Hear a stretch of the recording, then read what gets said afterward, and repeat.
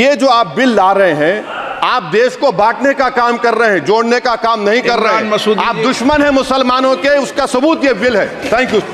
और मैंने अध्यक्ष महोदय सुना है इस लॉबी में कि कुछ अधिकार आपके भी छीने जा रहे हैं, उसके लिए हम लोगों को लड़ना पड़ेगा आपके लिए। मैं इस बिल का विरोध करता हूं। कोई अध्यक्ष के अधिकार अखिलेश जी सिर्फ विपक्ष के नहीं है, पूरे सदन के हैं। इस तरह की गोलमोल बात आप नहीं कर सकते हो। आप नहीं हो अध्यक्ष के अधिकार के संरक्षक। Thank you, sir. Sir, I have given a notice under Rule 72 to oppose the Waqf Amendment Bill. Sir, I oppose the introduction of the bill under Rule 72(2) on the grounds that this House does not have the competence to make these amendments. This bill patently violates the principles provided in Article 14, 15 and 25, sir. It is both discriminatory, arbitrary. It is a grave attack on the basic structure of the Constitution as it violates the principle of judicial independence, separation of powers. Sir, one thing has to be understood, that the Waqf management of a property is an essential religious practice for a Muslim. By denying legal recognition to Waqf al-Awlad under Clause 4 and Waqf by user under Section 3(r)(1), government has sought to severely restrict how Muslims can manage their Waqf property. Sir, in fact, Hindu endowment boards, I challenge, Hindu endowment boards are recognized even by usage and custom. Here you are asking for documentation.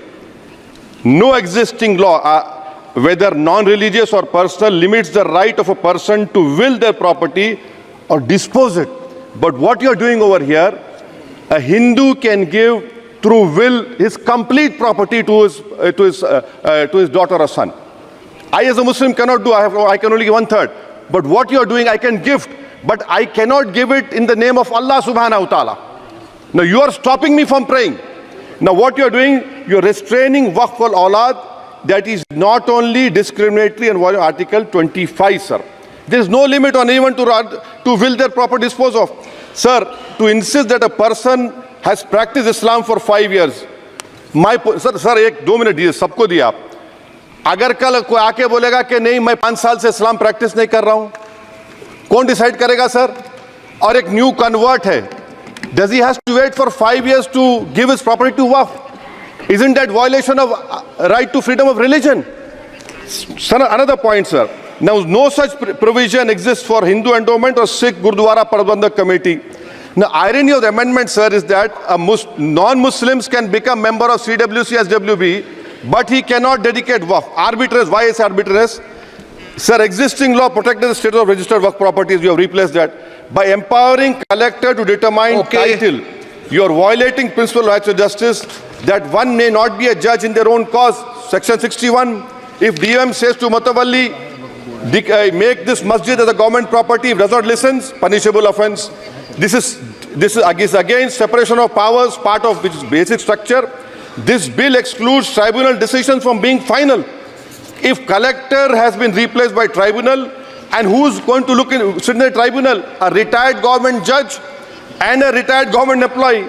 How can the nominee be a part of this composition, sir? In our okay आप detail में बोल देना officer.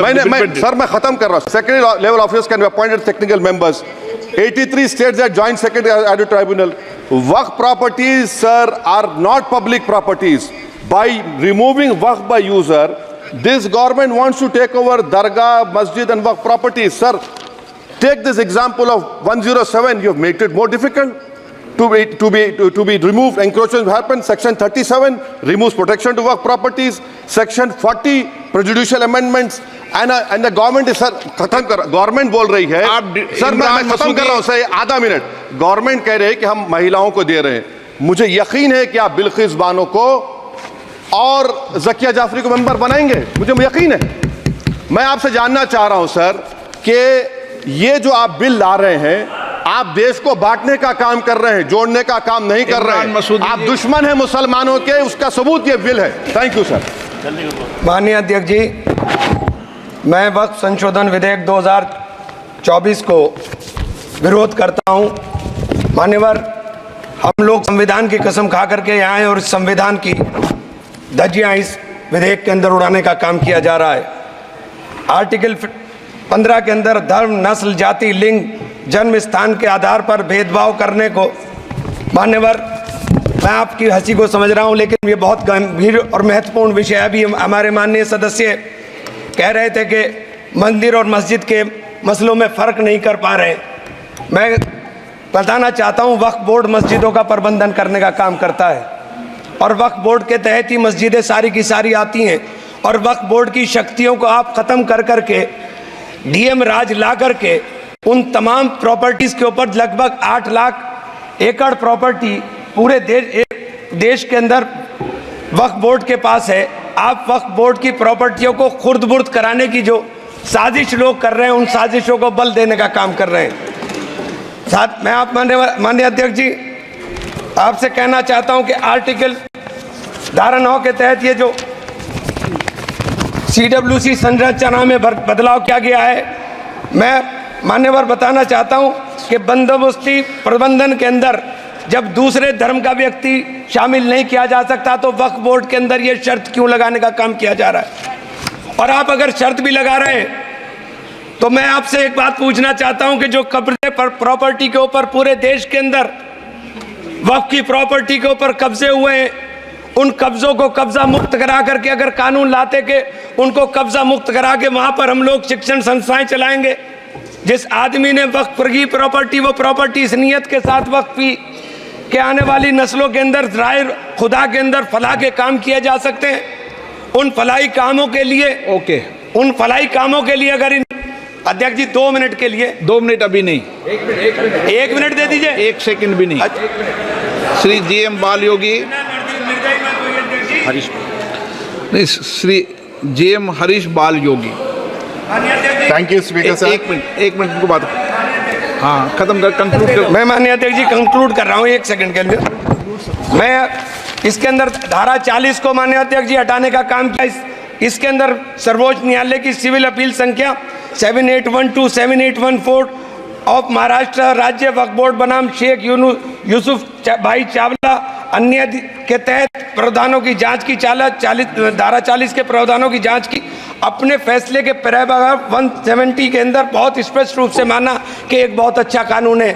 आप सर्वोच्च न्यायालय के आदेश के बावजूद इसको हटाना चाहते हो। मान्यवर, ये सीधे सीधे कानून के खिलाफ वर्जी है। हम कहना चाहते हैं कि संविधान की अगर धज्जियां उड़ाने का काम आप करने का काम कर रहे हो, हम इसका पुरजोर विरोध करेंगे और पुरजोर विरोध करने का काम करते हैं। बहुत बहुत धन्यवाद। GM हरीश बाल योगी। Thank you, Speaker sir. We appreciate of the concern with which the government has brought this bill. Properties and lands for religious purpose have been donated in every religion. The purpose of the donors need to be protected. Sir, Speaker sir, I would request through you that please allow me to speak. Please let me.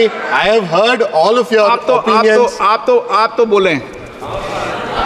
Sir, the purpose of the donors need to be protected, but when the purpose and the power gets misused, it is the responsibility of the government to bring in reforms and introduce transparency in the system.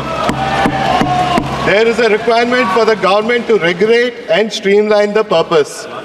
It is with this idea the bill has been brought and we support it, and we believe that the registration is going to help poor Muslims and women of the country and bring transparency.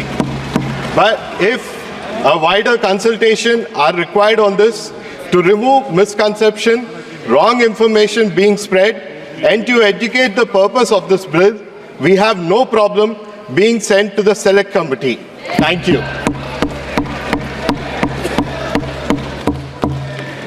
माननीय notice आए हैं, वो 1-1 minute में अपनी बात को कह दें। 1 मिनट। अखिलेश जी, आप बोलना चाहते हैं? मैं अध्यक्ष जी बहुत धन्यवाद देना चाहता हूं आपका। मैं माननीय सदस्य NK प्रमाचंद्रन जी ने जो कहा और माननीय सदस्यों ने जो कहा, मैं उससे अपनी बात को जोड़ता हूं। ये बिल जो इंट्रोड्यूस हो रहा है, ये अध्यक्ष महोदय बहुत सोची समझी राजनीति के तहत हो रहा है। अध्यक्ष महोदय, जब लोकतांत्रिक तरीके से चुने जाने की पहले से प्रक्रिया है तो उसको नॉमिनेट क्यों किया जा रहा है? वहीं जहां अन्य धार्मिक जो मसले हैं, बॉडीज़ हैं, उनमें कोई गैर बरादरी का नहीं आता है। मान लीजिए वक्फ बोर्ड में गैर मुस्लिम को शामिल करने का औचित्य क्या बनता है? और अध्यक्ष महोदय, इतिहास के पन्नों को अगर हम पलटें, अगर आप जिला अधिकारी को सब ताकत दे देंगे, उन इतिहास के पन्नों को मैं नहीं पलटना चाहता हूं कि एक जगह पर एक जिलाधिकारी महोदय ने क्या किया था, उसकी वजह से आज और आने वाली पीढ़ी तक को भी सामना करना पड़ा। अध्यक्ष महोदय, मैं नाम नहीं लेना चाहता हूं। और अध्यक्ष महोदय, सच्चाई ये है कि भाजपा अपने हताश, निराश, आप तो इस कानून चंद कट्टर समर्थकों के तुष्टीकरण के लिए ये बिल लाने का काम कर रही है। अखिलेश जी, अध्यक्ष महोदय, आज तो हमारे आपके अधिकार कट रहे हैं। मैं याद कीजिए अध्यक्ष महोदय, मैंने आपसे कहा था कि आप लोकतंत्र के न्यायाधीश हैं, और मैंने अध्यक्ष महोदय सुना है इस लॉबी में कि कुछ अधिकार आपके भी छीने जा रहे हैं। उसके लिए हम लोगों को लड़ना पड़ेगा आपके लिए। अध्यक्ष महोदय, मैं इस बिल का विरोध करता हूं। कोई अध्यक्ष के अधिकार अखिलेश जी सिर्फ विपक्ष के नहीं है, पूरे सदन के हैं। इस तरह की गोलमोल बात आप नहीं कर सकते हो।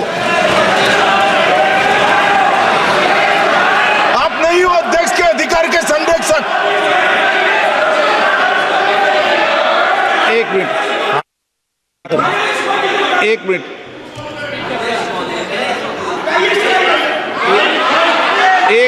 प्लीज। ये इसलिए लाया जा रहा अध्यक्ष महोदय, अभी हारे हैं अध्यक्ष महोदय, अभी हारे हैं। Okay, no. और दरअसल ये चाहते हैं नो।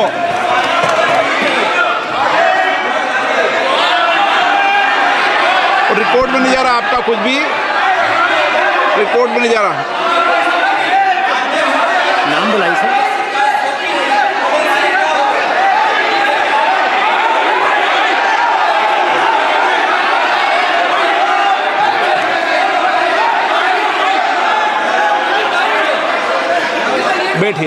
बैठिए। माननीय सदस्यगण, प्लीज।